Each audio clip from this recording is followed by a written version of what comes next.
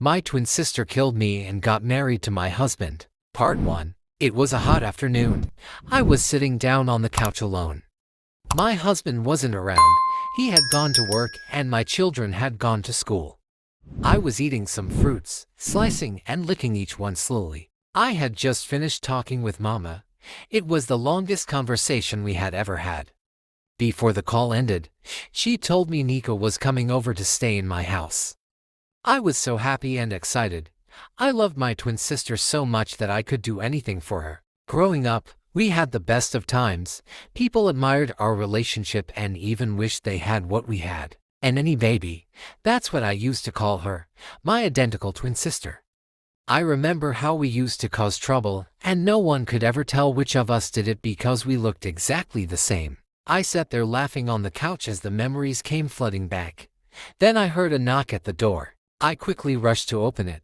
There she was, my beautiful sister, standing with her box. "And any baby?" I called happily. "Nnenna the doll," she replied, hugging me tightly. "When will you ever stop calling me that?" I playfully hit her on the head. "Never," she laughed. We sat on the couch, getting comfortable and too excited. "I missed you so much," I said and hugged her again. "I missed you too, my darling," she smiled. After the excitement settled, we started talking about a lot of things.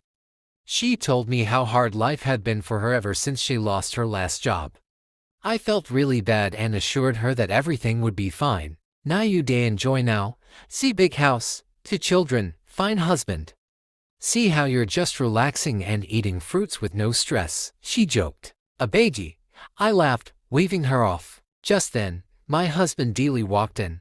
I stood up quickly, hugged and kissed him happily. "Ah, Nneka, you're finally here," he said after noticing my sister. Nneka stood up immediately, adjusted her dress, and gave him a smile I had never seen her give anyone before. It surprised me, but I chose to ignore it. As days passed, I realized Nneka was going to stay until she got a job. But slowly, she started behaving in a strange way, acting like someone I didn't know. She started picking unnecessary fights over things that didn't even matter. There was a day my son David mistakenly poured water on her. She used a mop stick to beat him. I was angry and warned her never to lay her hands on my child like that again. Dele also started complaining about her behavior. He said she was disrespectful and even made indirect sexual advances toward him. But I didn't believe him. I kept defending my sister. "She can never do that," I said. "You must have misunderstood her." Deep down, I felt she was just going through a tough time. Maybe she was depressed or sad about how her life was going. I tried to overlook it and not judge her. Then one day, she called me to the sitting room and offered me a glass of wine. We hugged and celebrated our reunion with wine. "I'm so happy we're back again.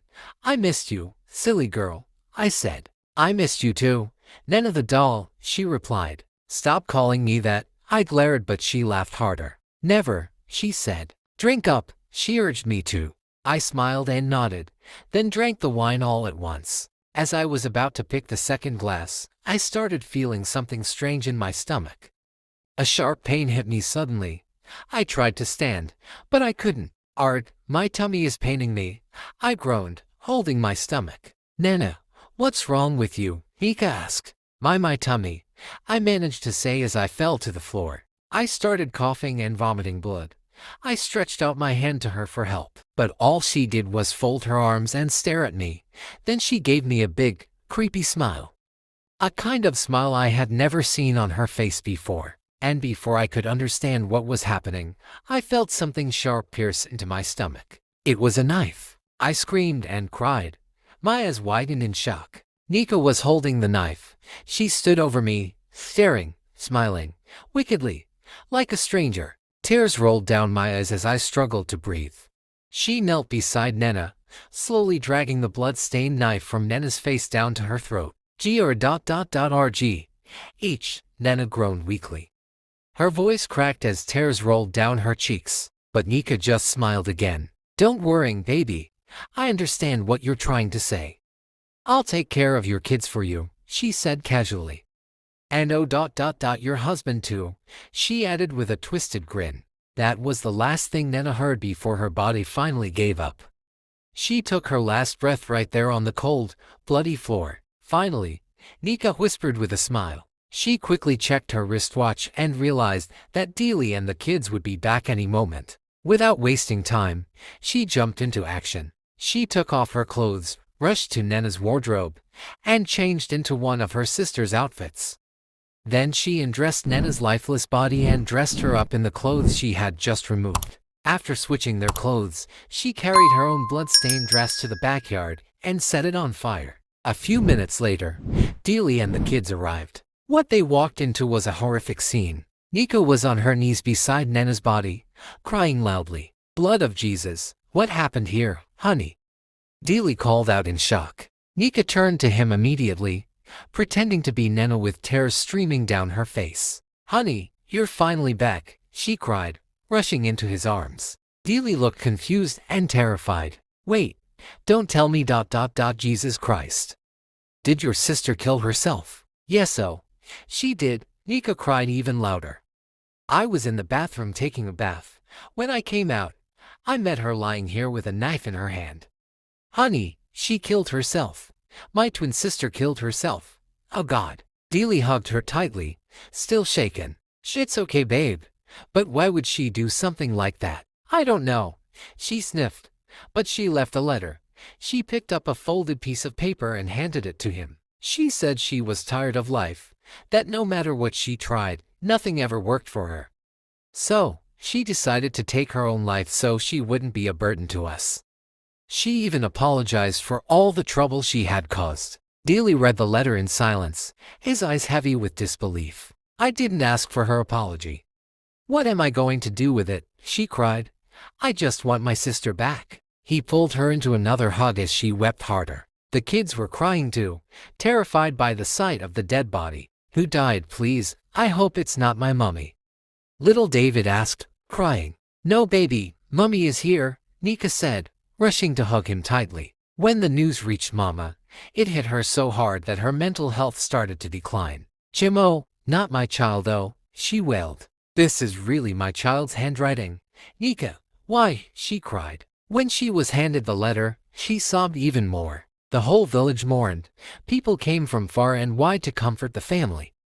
Dele's household was filled with grief, especially his wife, who kept crying over her late sister. Finally, it was time for Nnenna's cremation. The compound was filled with villagers, friends, well-wishers, and family, all dressed in black and gathered around the coffin.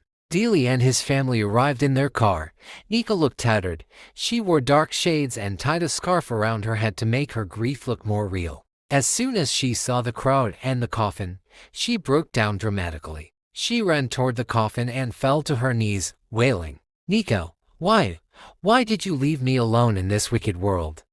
What am I supposed to do now without you? You should have talked to me. I wanted to help you. But you left just like that, Chimo." Her cries touched everyone there. Some villagers rushed to hold her and comfort her. Mama wasn't left out. She hugged her daughter and tried to console her. "It's okay. May your sister's soul rest in peace," Mama whispered, fighting back her own tears. "My beautiful twin sister. I used to call her a ninny baby. That's what I always called her, Mama. But now she's gone. Who will I call that name now? Who?" The villagers shook their heads in sympathy. "This death is really affecting Nnenna. I pray she doesn't run mad. This is so painful. I feel so sorry for her." After hearing all this, Nneka, who was pretending to be Nnenna, stood up and walked over to Dele. "Honey, I'll be in the car. I don't think I can take it anymore. If I stay here, I might faint when they put her in the ground," she said weakly. "Should I come with you?" Dele asked, concerned. No, I'll be fine," she replied and walked away. "Daddy, Mummy is so sad," little Daniela said, watching her mother leave. Dele simply rubbed her head and gave a faint, silent smile. She took off her sunglasses and smirked. "Fools," she muttered, grabbing a small mirror. As soon as Nneka got to the car, her face changed. "Hope I haven't gotten wrinkles from all that fake crying," she said, smiling proudly at herself in the mirror. "Go to hell, Nnenna the doll. I am taking your place ... double quotes," she muttered. Then she let out a wicked, witch-like laugh that echoed inside the empty car. With time, days passed and Nnenna's burial was done. She was properly buried, and no one knew she was truly gone. Nneka and Dele's family returned to the city, and life started afresh for them. Nneka was overjoyed. Now, she would be living the life she had always wanted. From the first day she entered Dele's house, she had fallen in love with him. She had always made sexual advances towards him, but it had always been to no avail. But now, she had all the freedom in the world to do whatever she wanted. That night, Nneka walked into the bedroom from the bathroom wearing only lingerie. She began sashaying towards Dele, who was lying on the bed. Dele's eyes, which were fixed on his laptop, immediately shifted to her. He dropped the laptop and focused on his beautiful wife walking towards him. He was enchanted by her looks. Nneka gave a knowing smile that said, "Finally, I've gotten you." She climbed onto Dele's lap and began kissing him all over his face. "I missed you," she whispered. "I missed you too, baby," Dele replied. "Gosh, you've become a whole different person. You look so beautiful tonight. Is there anything we're celebrating? Does there have to be something to celebrate before I dress this way to surprise my husband?" she asked. "No, of course not. I mean, you've never worn a lingerie before. You look," he paused, drinking her in with his eyes. Nneka immediately kissed him again, and he responded by turning her over and kissing her neck, her lips, and every other part of her body. They had sex that night for the first time. The next day, which was Saturday, Nneka was still sleeping in bed. Dele woke her up. "Babe, you've been sleeping since. You need to get up and make breakfast. The children haven't eaten yet," he said. She grumbled in her sleep, stretched, and continued sleeping. "Babe, did you hear me?" Dele asked again. Babe, you're disturbing me. Just tell them to order something," she mumbled and went back to sleep. "But they're children. How do you expect them to order?" Dele asked. "Then you do the ordering.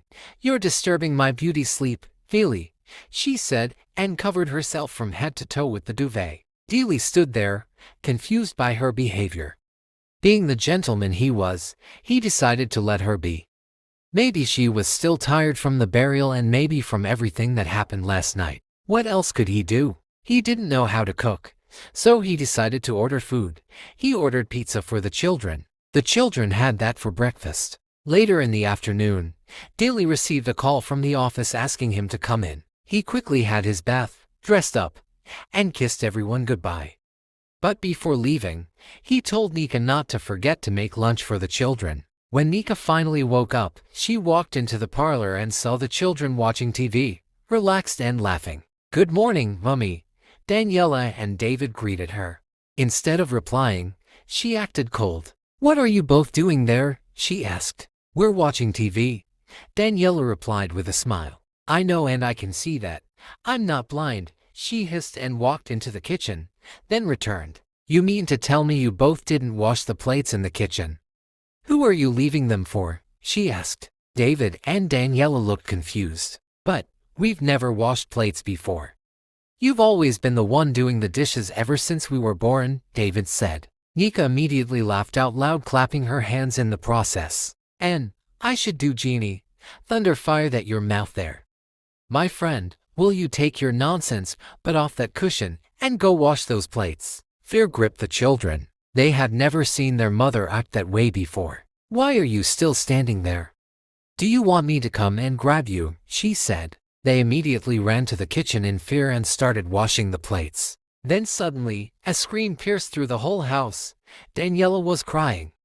She had cut herself with a knife and blood was flowing everywhere. Nneka walked into the kitchen and saw what happened. "Mummy, Alla cut herself with a knife.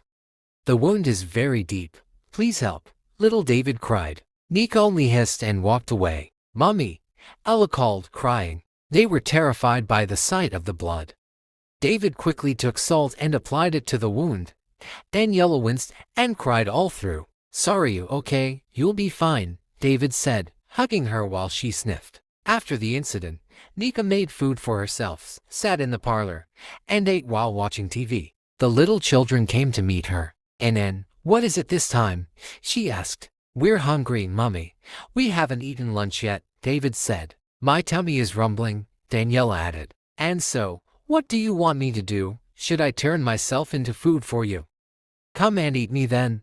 See me here, eat me, she said. Mad children, she cursed and continued eating. Just then, she heard footsteps and the door opening. Immediately, she put up an act and began acting all sweet. Oh, my babies, what did you say again? You don't want to eat, you must eat, okay.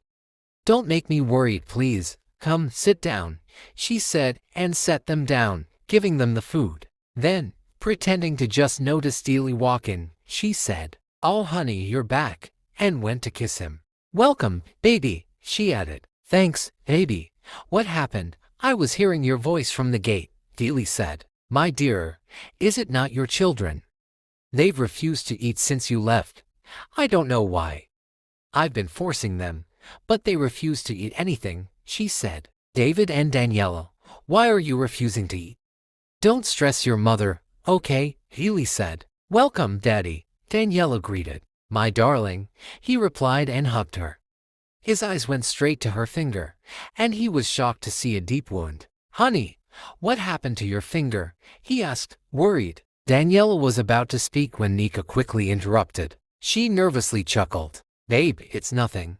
I don't know what's wrong with them today. She was just playing rough with her brother in the kitchen and ended up injuring herself with the knife. I was so scared. These children want to give me hypertension. But thank God I took her to the chemist, and they've disinfected it." Dele still looked worried as he examined the wound. "Are you sure? This doesn't look like it was disinfected," he said. "Baby, why were you playing roughly? You've never done that before. Don't do that again, okay?" he told Daniela. Nneka smiled and gently nudged him on the shoulder. "Baby, don't worry, she be fine. You worrying too much," she said. Dele nodded and stood up, following her, leaving the children in the parlor. "How was work?" she asked, kissing him. "It was fine," he replied. On the other hand, the little beings exchanged sad glances and sat in silence, as if their tongues were tied by sorrow and their hearts too heavy to speak. Nneka continued living her life of pretense. Days went by, time moved on, and the seconds ticked away on the clock. One day, while Dele and the children were out, she sat in the living room making calls. She was gisting and laughing with her best friend, Sarah. "Omo girl, you bad oh? You made me think you really died that day." "I was crying and rolling on the floor," Sarah said from the other end. "You know, that was part of the plan, nah. If I had told you, it wouldn't have worked out well," Nneka replied, laughing. Sarah laughed too. "That's true.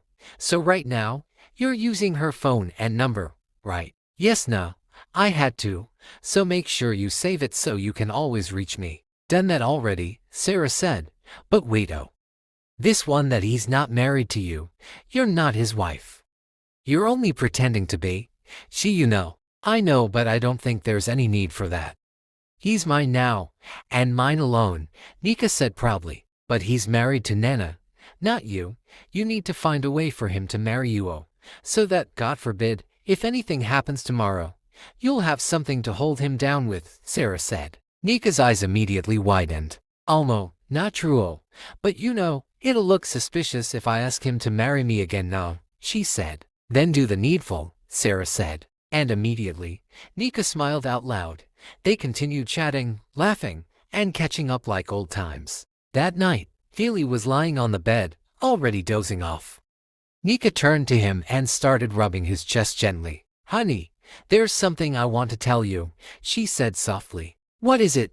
Dele asked, turning to look at her. Nneka sat up and looked into his eyes. "Let's get married again," she said. Dele looked confused at first, then burst into laughter. "What do you mean by get married again? Babe, you're funny." "Babe, I'm serious. Let's do it again," she insisted. Dele's face turned serious. "Why?" "Because I want to. I want us to have more memories together. I want to stay happy with you and feel more united," she said, rubbing his arm. "But I don't understand. Aren't we already happy and united? What more do you want?" "I know we are, but I just want more. I want to be yours forever, just like that," she said. Dele sat up, already getting annoyed. "Babe, I'm already yours and yours forever. Why are you seeking more reassurance? What's this really about?" Nneka sat up too, now visibly upset. "What do you mean by reassurance? Can't I just want another wedding with my husband? Is it a crime? Look at Priscilla Ojo and Juma JP 2025. How many weddings did they do? 10. Why should mine be just one? Oh, so that's what this is all about. You want to copy others, right? I'll never waste my money on such rubbish, Dele snapped. So me wanting to be happy is now rubbish. Okay then, we shall see. I'll get you, she said angrily, got up from the bed, flipped her fingers, and walked out. At a very old shrine, cowries were scattered all over the floor. Two calabash stood on either side, and a red linen was used to decorate the place. Two hefty young men with chalk markings on their faces and leaves in their mouths stood guard at the entrance. In the center sat an old man with long white beards, performing incantations. Nneka walked in with anger and bitterness written all over her face. Baba, I greet you, oh, she said. Remove your shoes before entering here, the old man barked. Nneka quickly obeyed, took off her shoes, and sat down. After a few more chants, the old man turned to her. Why are you here? Nneka cleared her throat. Baba, I need your help. I want my late sister's husband to agree to marry me. I want him to say yes to my proposal without asking questions. The old man let out a wicked, hysterical laugh. My daughter, that's a small matter. Don't worry, your problem is solved. Take this, he said, handing her a small bottle filled with a strange-looking substance. Put it in his food. Once he eats it, he will agree to anything you say. Nneka collected it, smiled, paid the old man, and began her journey back home. During lunch, Nneka personally cooked the food with all smiles and excitement. She was busy all through in the kitchen, humming to herself, as she carefully prepared the food from start to finish. When she was done, she specially dished Dele's own into a unique plate and placed it gently on the dining table. Before doing that, she secretly poured in all the contents of the bottle Baba had given her. A strange look crossed her face for a second, but it vanished just as fast. She smiled again and admired her work. Not long after, the front door opened and Dele walked in. Nneka quickly rushed up to him with joy on her face and kissed him deeply. Welcome, baby, she said as she collected his briefcase with both hands. Dele returned the hug and kiss. I've missed you. I know you're tired already. Just go freshen up, then come downstairs to eat lunch. I made your favorite, she said, kissing him again. Really, baby? That's why I love you. Come here, Dele replied, pulling her into another warm kiss. They both went upstairs. Nneka waited patiently while he freshened up, and afterwards, they started walking downstairs together hand in hand. But just as they reached the dining room, they stopped short, shocked at what they saw. The food was scattered all over the floor. The plates had fallen to the side, shattered in pieces.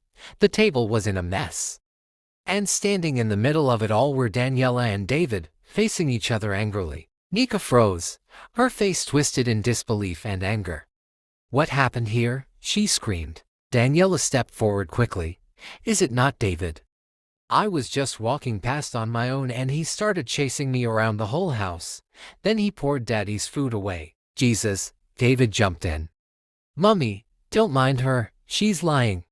She's the one that started chasing me instead. I was just. Shut up, both of you, Nneka shouted, cutting him off. She started running her hands through her hair in frustration, staring at the mess in front of her without knowing what to say or do. Her eyes kept going from the food on the floor to the children, to Dele, and back to the food. A mix of anger, panic, and deep disappointment washed over her face. Get out right now, she screamed angrily, her veins popping. Both children immediately ran out in panic. The following day, Nneka stormed back to the old shrine, furious and frustrated. Every time the memory of yesterday's incident flashed in her head, how she had to cook another round of food for Dele and the children, her anger doubled. She walked into Baba's shrine, narrating everything that had happened. The old man let out a loud laugh and shook his head. You're a careless woman, he told her. Then he handed her another substance. Be more careful this time. Nneka returned home with a vengeance.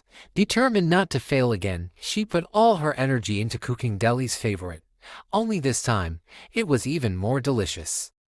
After preparing the meal, she dished out Dele's portion, carefully poured in the entire contents Baba gave her, stirred it in, and served it on the dining table. When Dele came back from work, Nneka rushed to him with a kiss, smiling. But this time, she didn't let him go upstairs. "Just eat first," she insisted, pulling him gently toward the dining table. "But babe, I need to freshen up first. I smell horrible," Dele said, confused. "Don't worry," she smiled sweetly.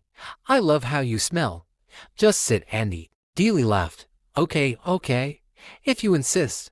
He sat down and began eating. Nneka watched him closely, a devilish satisfaction growing in her eyes as he swallowed each morsel.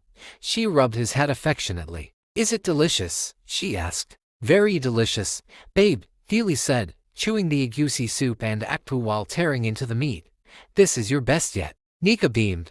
She couldn't stop smiling. That night, Nneka moved to the next phase of her plan. Dele was already half asleep when she turned to him and began running her fingers through his hair. He opened his eyes and smiled. "Babe," he murmured, but Nneka silenced him with a kiss. Climbing on top of him, she kissed him slowly, her lips curled into a wicked smile.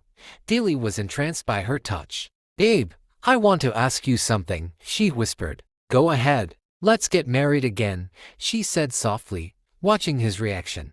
Dele paused, then looked at her and smiled widely. "Of course, baby. Let's get married. No more arguments." "Are you serious?" Nneka asked with excitement. "Of course I'm serious," he replied, flipping her over and kissing her neck. Nneka burst into loud laughter, completely overjoyed. News of Nnenna's second wedding spread like wildfire. Everyone was talking. Why would she want to marry her husband again? Mama called her, concerned. "Nnenna, why do you want to marry Dele again?" Nneka sighed. "Mama, it's not a big deal. It's just something couples do for fun. MBA, so you want your husband to waste money for nothing. When did you start behaving like this? Mama, please, spare me. I've not changed. This is called exploration, trying new things. And besides, Dele is not complaining, so why are you?" Already irritated, she ended the call and walked into her room. June 20th finally came. Nneka walked down the aisle radiating joy. Dele stood at the altar, watching her. He still didn't understand why he agreed to the wedding again. Maybe she's just too beautiful to resist, he thought, smiling as his bride approached. Like a dream, Nneka and Dele were married. Her happiness knew no bounds. Her dream had finally come true. Now, she could walk with pride as Mrs. Dele. "I told you," her friend Sarah said over the phone later that day. "Look at how happy you've been since the wedding." "I know, right?" Nneka giggled and blushed. They jested for a while before Nneka ended the call and settled in front of the TV. Meanwhile, Daniela and David were running around the house playing. Nneka turned and glared at them. Hey, come here, both of you," she shouted. The children stopped in fear and ran to her. "So, because school is on holiday, you think it's okay to disturb this whole house with your noise and nonsense?" she snapped. The children shook their heads silently, eyes down. "Kneel down there, hands up," she commanded. They dropped to their knees, crying quietly. Allah sniffed. "Shut up, you think I've forgotten what you both did that day? Breaking my plates and scattering my husband's food. I told you I'd deal with you, and today is that day?" She folded her legs and turned to watch TV. "Mummy, please, we're sorry. We won't do it again," David sniffled. "If I hear one more sound from your mouth, you'll do something worse than kneeling." The children fell silent instantly. "You come here," she said, pointing to David. He crawled to her. She made him kneel and bend over. Then, she placed her legs on his back like a footstool and continued munching on her popcorn while watching TV. "I am the queen of this house. Your father isn't around, so there's definitely no problem," she muttered to herself. Just then, the door flew open. Dele walked in and stopped in his tracks, frozen by the sight in front of him.